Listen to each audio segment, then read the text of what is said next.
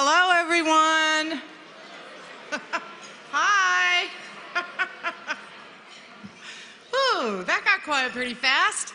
All right, so good evening, everyone, and welcome to Wicker and Wine Fandango 2016. It's a pep rally. All right, and I am really glad that all of you are here with us tonight as we focus our time together on the kids in our community.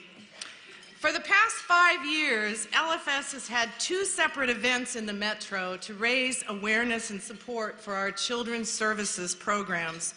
We held Fandango in Omaha to support the programs for kids in Nebraska, and we held Wicker and Wine in Council Bluffs to support the kiddos we serve in our Potawatomi County Center for Healthy Families.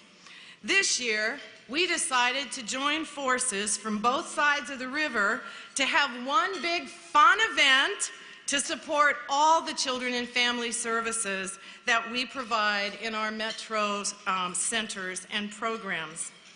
So in order to make tonight happen, to combine those 2 events, LFS reached out to 3 incredibly humble, child-focused, get-her-done couples. It is an honor for me to be able to introduce tonight's Fandango and Wicker and Wine honorary chairs, Chip and Aaron James, John and Tracy Jerkovich, and Dan and Martha Peterson. Let's give them a huge round of applause. A pep rally applause. Woo! Woo! All right, all right. So some of you probably saw that our honorary chairs didn't stand up. Well, you're right. They didn't.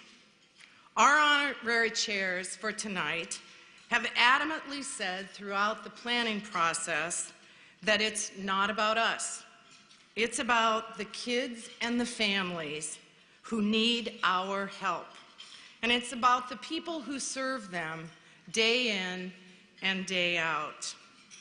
So, to honor what you have said, I would like to ask all of the LFS staff that are here with us tonight to stand. The incredible, spectacular, dedicated people who get up every day and come to work 365 days a year. Stand up, LFS staff! There's some, keep coming, yay!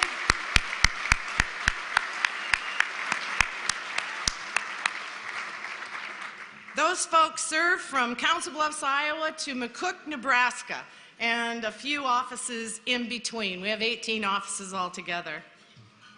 It takes all of us together, a community of companies, not-for-profits, and volunteers. It takes all of us together to restore the broken hearts and the souls of the children. And we do that by investing early in their lives. So that's why LFS is very grateful to all of tonight's generous sponsors. Their names and company logos were scrolling up on the screen. They also were listed in your program. And I would like to ask all of you that the next time you see someone from one of those companies, to please say something to them, to thank them for their generous support of tonight, because it is all about helping the kids, and those companies have helped to make that happen. But I think we could do one more pep rally cheer for the sponsors. Yay, sponsors! All right, all right.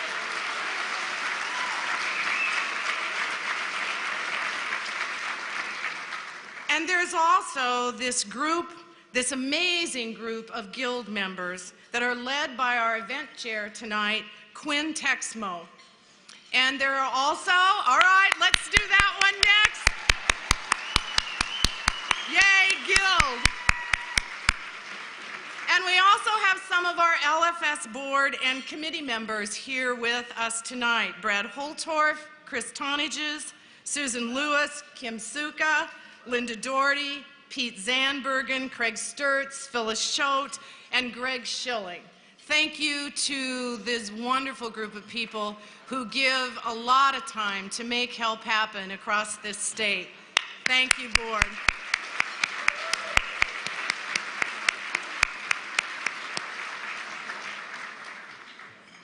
All of the people and companies that I just introduced have now become part of the LFS story, a story that began 124 years ago in 1892, when two pastors, one in Omaha and one in Fremont, opened their homes and eventually orphanages to provide safety, food, and love to kiddos needing a safe and loving home in those communities.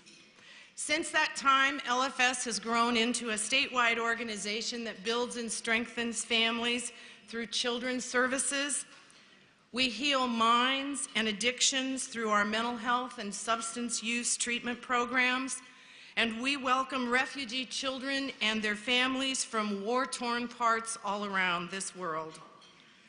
Over the years, we have expanded our focus to serve veterans through our At Ease programs, housing for the chronically mentally ill in North Platte, and incentive-based programs for parents, while always keeping the primary focus on our faith-guided mission to express God's love for all people. Emphasis on the all.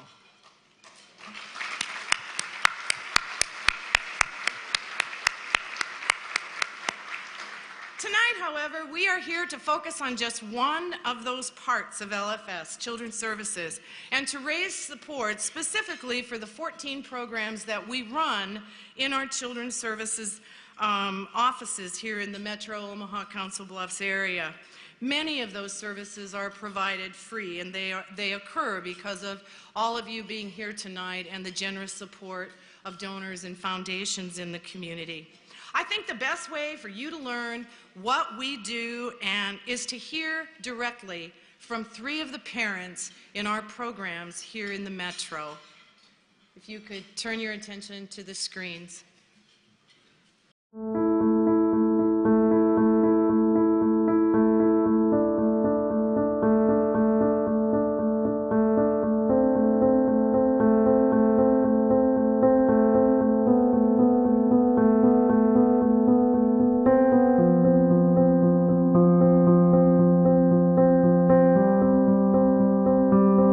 The biological father of my 2 older kids was very abusive, and it had caused damage that I wasn't aware of at the time. No, I could have been tied up with you. We as parents were just kind of having a hard time figuring out what we could do. We felt that we exhausted every effort. And we needed help. We needed help. So we were basically reaching out, and Lutheran Family Services was there to help us. We go for family therapy as well as individual therapy. It's not so much him who had an issue. We needed to learn to parent a child with ADHD. He's developed a better relationship and is more trusting. Yeah. The resource of Lutheran Family Services, having this available to families, especially in this area, is extremely important, because without them being here, who knows if I would have been able to even have the help that I needed for my son. You need a facility like this because there are tons of kids and there's tons of parents who are new to parenting, and sometimes you need someone to turn to.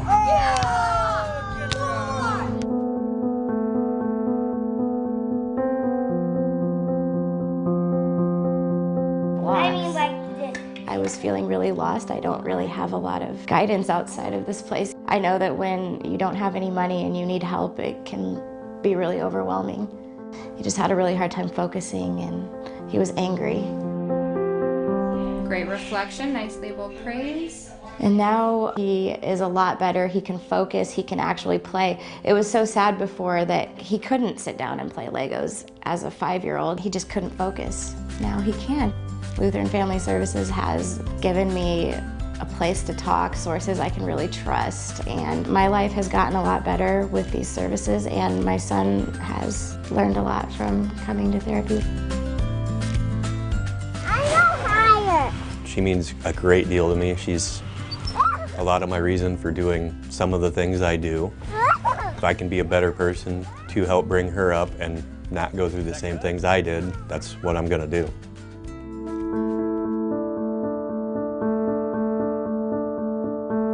Well, if you would have known me 6 months ago, you'd see quite the change. I'm an alcoholic and an addict, but I'm recovering now. You know, I was owned by my addiction and controlled by it. It had the absolute power in my life. It led to a lot of negative things like divorce, loss of jobs, loss of a lot of friends, pretty much everything I owned, and had to start over again. I just finally, every night before I passed out, essentially, I would just say, God, please help me. I came to Lutheran Family Services because of that divorce, because it was legally obligated that I take a parenting class. As a single man, there wasn't very much help available to me at all. You know, I don't have custody of my children, so I had to find help anywhere I could, and that was very difficult, actually. It changed my life. They gave me a lot of different viewpoints on parenting. When I wasn't working, they helped me through a lot of things because they have that little boutique where you could get through. There were some things they did where you could get a gift card as part of a compensation, which allowed me to feed my daughter sometimes. I love you. I love you too. I wanted to do that because I love my daughter and I wanted to take care of her any way I could. I can't forget about the past, otherwise I won't have a future.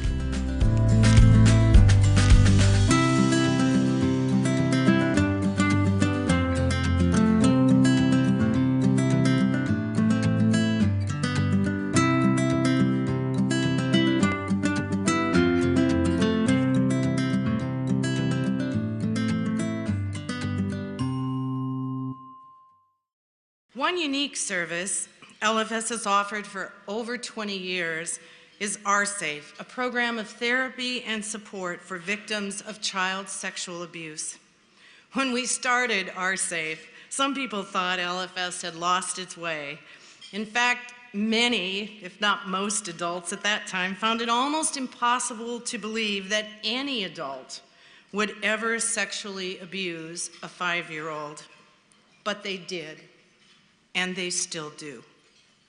With moral courage and some emerging new data back 20 years ago, LFS opened the doors to OurSafe. And last year we served 289 children who had been sexually abused between the ages of 2 and 18.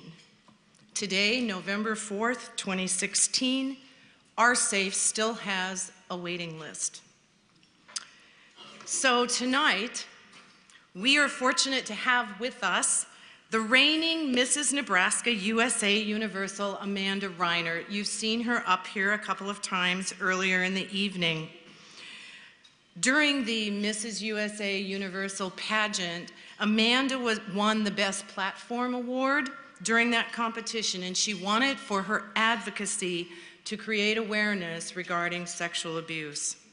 Since then, Amanda has become a passionate spokesperson for the LFS OurSafe program, and tonight, Amanda will share her personal story of her own child sexual abuse, and she's going to challenge all of us to continue to step up to invest in creating and restoring safe and happy childhood for the kiddos that live in our communities. So please join me right now and let us give Amanda Reinert a great big pep rally welcome. Amanda?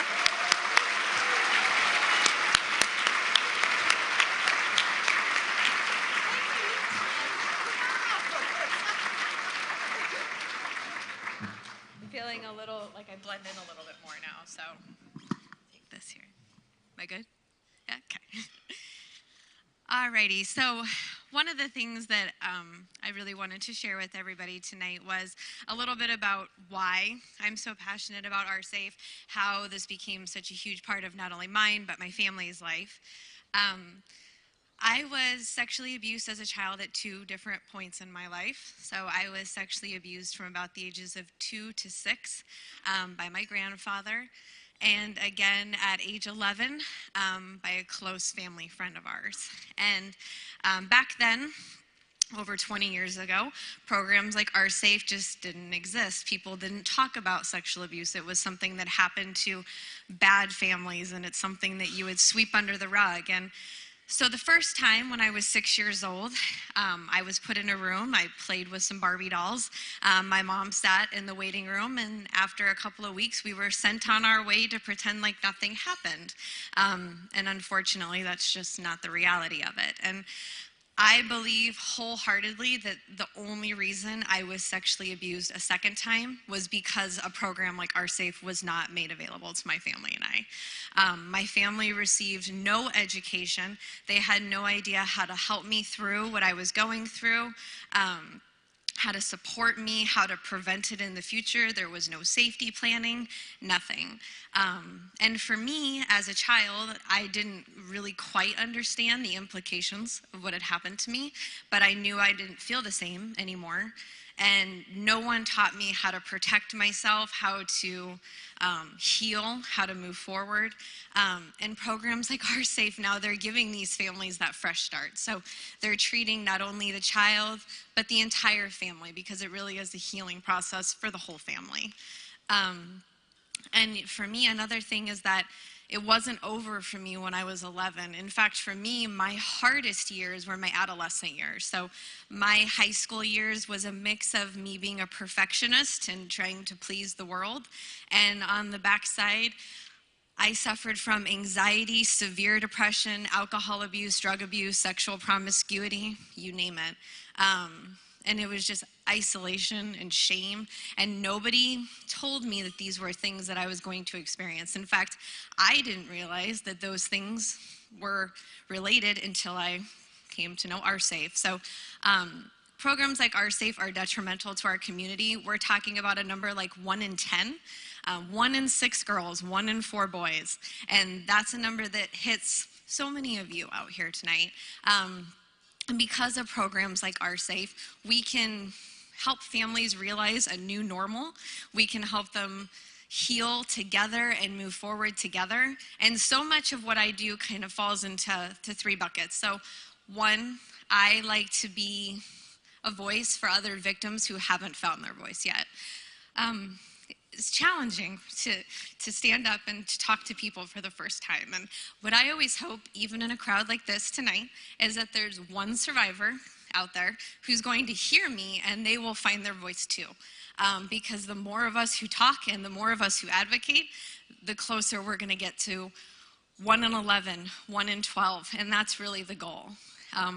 Another thing that's really important to me is being a beacon of hope for those families. When I see families a lot of times in the Our Safe support groups, it is oftentimes one of the darkest places that these families have ever been. And really what I like to say is, I'm a little quirky, but other than that, I'm a functioning, healthy, normal adult. And what I want these families to know is that there's hope and that you will come to a new normal. You'll learn to love your new normal, and your kids will be fantastic because of programs like Our Safe and because you will know how to be there for them. The third thing, and it's kind of where all of you come in for me tonight, is education and awareness. So what I would love and appreciate is if all of you would go home and tell 5 people about Our Safe. Just tell people about it. Help them understand why Our Safe is so important to our community. Help them understand what Our Safe is. Heck, I would love to come talk to them about Our Safe, but it's really just education and awareness in our community. So the more people know, the more people are armed with the tools to protect our children, the better off we will be moving towards prevention. And so much of what I do is I never want parents to be paranoid. I never want you to think that everyone who looks at your child is evil, but it is being aware and it's being educated and it's being armed with those tools to protect your kids that my family did not have. Minimizing one-on-one situations, teaching your kiddos to call their body parts by the proper names from day one, teaching them good touch and bad touch, not leaving them in, those one-on-one situations if it can be a group setting, anything like that. So little things we can do to protect our kids, that's what I want all of you to take away. If you could tell just 5 people, then look at how many lives we're touching right there. So thank you for your support of this program. Thank you for being here tonight. And I would love to talk everybody's ear off afterwards if you have questions for me. But I hope that just helps put into a little bit of perspective of how important this program is to our community.